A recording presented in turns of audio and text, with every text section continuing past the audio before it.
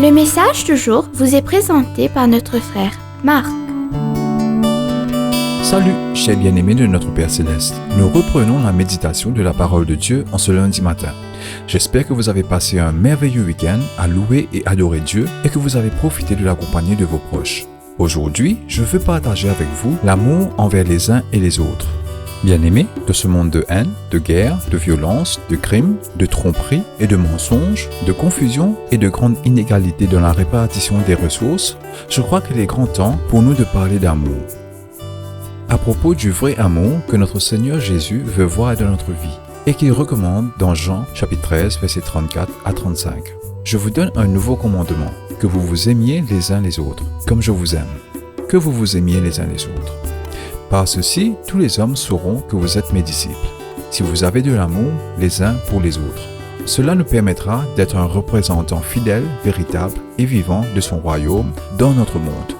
Que Dieu nous bénisse tous alors que nous nous engageons à respecter les paroles de Jésus. Bien-aimés, la Bible dit dans 1 Jean chapitre 3 verset 18 que notre amour ne devrait pas être juste des mots et causeries. Il doit être amour véritable qui se manifeste en action. Et maintenant, la version King James, petits enfants, n'aimons pas en mots ou en paroles seulement, mais en action et en vérité. Bien-aimés, nous essayerons de concilier ces paroles avec les actions contenues dans Luc chapitre 10, versets 25 à 37, qui nous relate l'histoire du bon samaritain. Nous verrons si cette casquette nous convient alors que nous nous embarquons sur le chemin de l'amour. Veuillez lire toute l'écriture pour vous permettre de situer le contexte. L'une des histoires les plus célèbres de la Bible sur la bonté inattendue est la parabole du bon samaritain.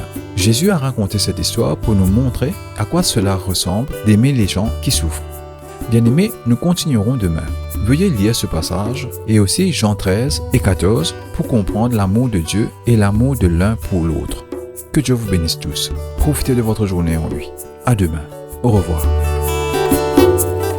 Si toi aussi tu crois que la parole de Dieu est une bénédiction, partage-la et sois une source de bénédiction pour les autres toi aussi.